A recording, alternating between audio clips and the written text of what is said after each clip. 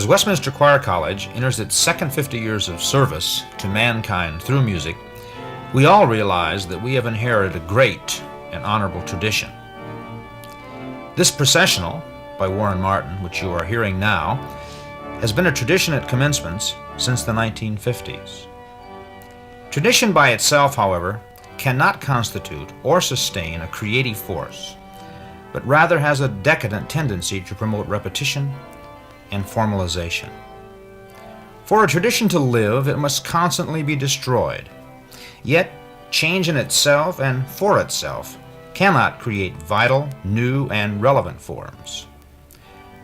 As Westminster looks to the 1970s and beyond, it must keep the best of its traditions, discover new ideas, and incorporate new personalities into its educational fabric.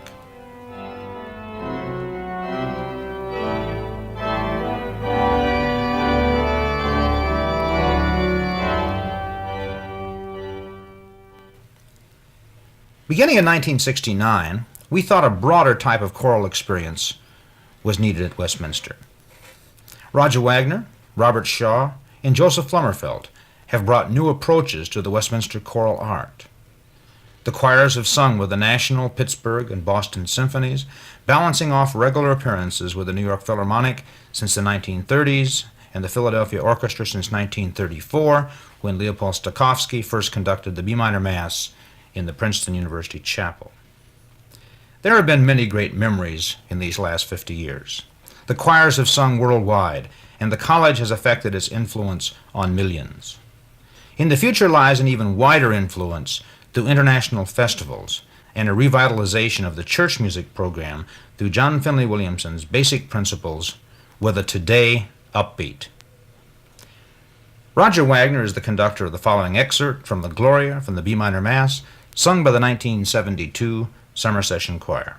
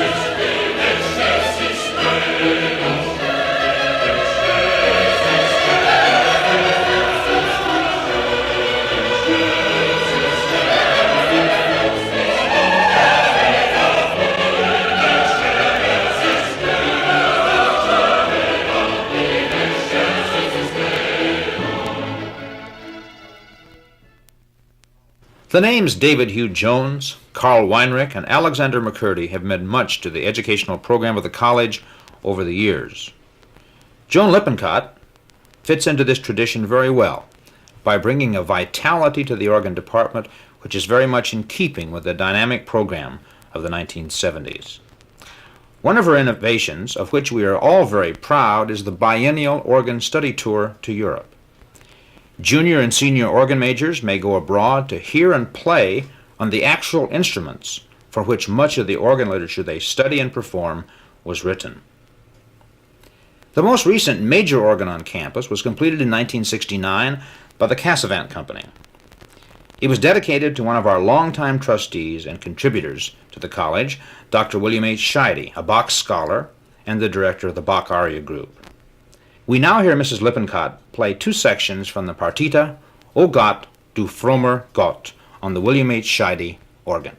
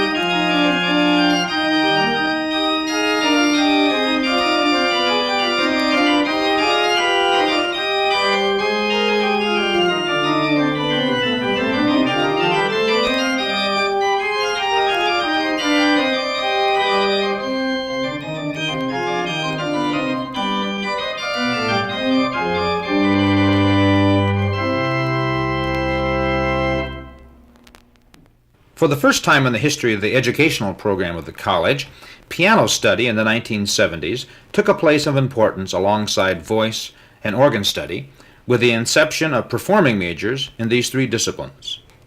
Harold Zabrak, the head of the piano department, is a composer as well as a pianist of note. We now hear him introducing and performing one of his own compositions. The finale of my sonata is again based on the same six-tone row as was the first movement. I should mention, however, that the treatment of the row is very free and that the musical gestures are quite romantic and emotionally expansive. The prevailing harmonic idiom is, however, definitely of our century. But let me play the row to refresh your memory.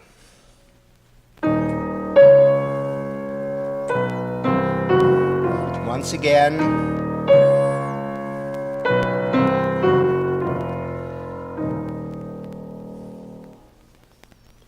Like the other three movements, the last movement is very symphonic in scope. And by this I mean that certain piano registers are specifically used to suggest certain instrumental colors and textures. Let me play the last movement of my first piano sonata.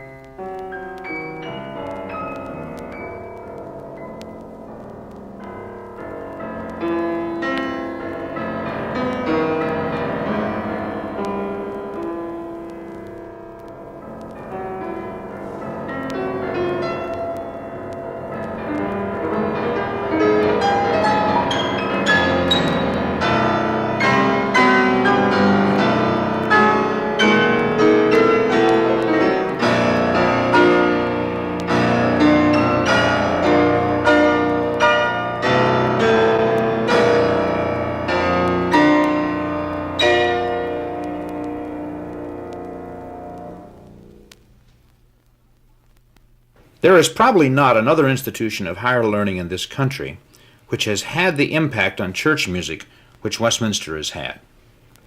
John Finley Williamson had revolutionary ideas about the role of music in the life of the church. He believed that the man in the pew, the child, and the amateur singer should play a real and vital part in the life of the church, and therefore be part of its musical life as well. Throughout the years, Westminster has maintained this concept. In recent years, we have instituted a separate church music department, headed by John Kemp. Eric Routley, the eminent British scholar and hymnologist, joined the faculty in the fall of 1975. One of the first established church musicians to be influenced by Williamson was Carl F. Mueller, who preceded the school to New Jersey from the Middle West in 1927 and functioned as Williamson's Eastern representative. Dr. Mueller was awarded a Westminster Fellowship in 1937, and throughout his long career as conductor, organist, and composer, he embraced Westminster's principles. Here is a portion of perhaps the most sung of his more than 600 published compositions, Create in Me a Clean Heart, which was recorded in April 1976 by the church music class, John Kemp conducting, with Dr. Mueller in attendance as a special guest.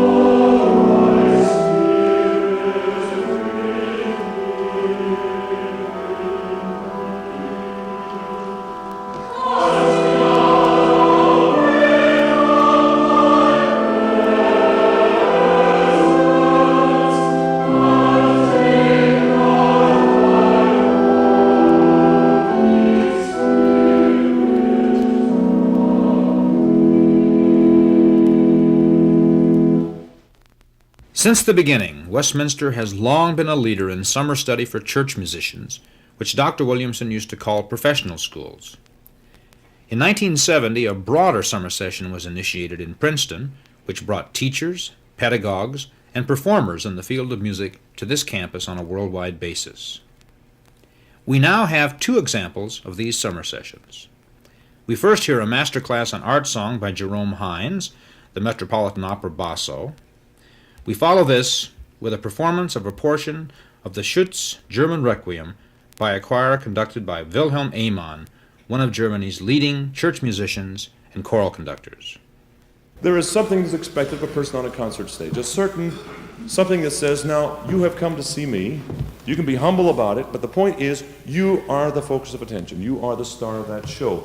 You are going to have to be bigger than life. In fact, Eliot Norton, who was the leading critic in Boston for many years, once defined to me what he felt was the essence of greatness on the stage, whether it be opera or concert.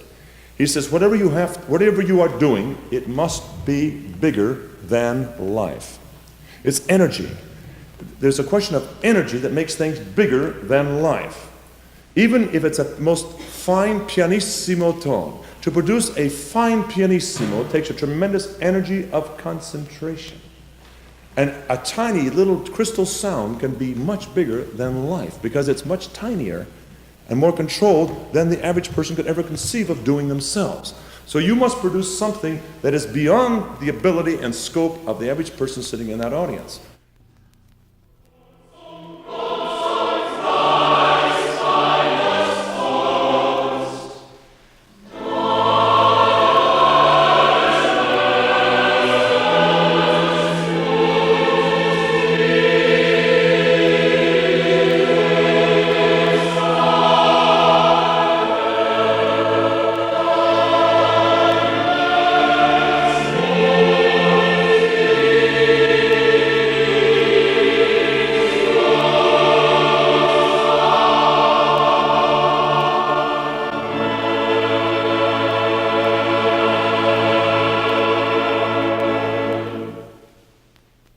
John Gaius Baumgartner, Lorene Hodap, and Walter Johnson represented a tradition of excellence in the voice department.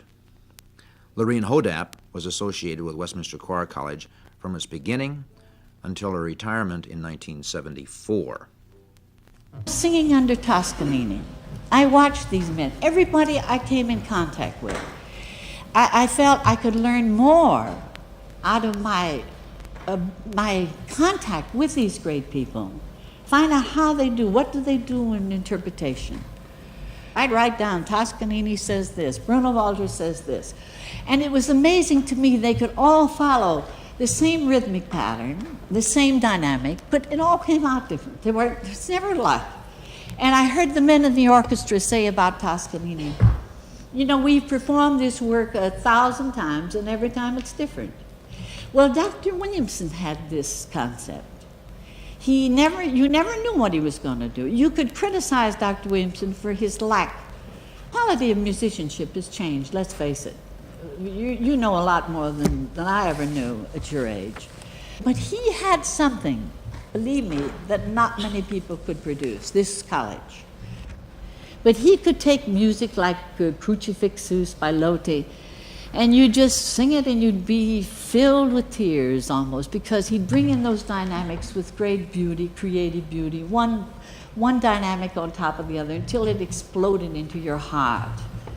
He had that ability. I know of no human being who has touched lives as significantly as has Walter Johnson. Everyone who was associated with Walter Johnson had wonderful things to say about him. I was fortunate as a president to be counseled by Walter Johnson on many occasions. We now have an excerpt of Walter Johnson reading in a performance of The Harp Weaver, followed by Dr. Bristol's prayer at Walter Johnson's memorial service. Son, said my mother, when I was knee-high, you've need of clothes to cover you, and not a rag have I. There's nothing in the house to make a boy breeches, nor shears to cut a cloth with, nor thread to take stitches. There's nothing in the house but a loaf end of rye, and a harp with a woman's head nobody will buy. And she began to cry.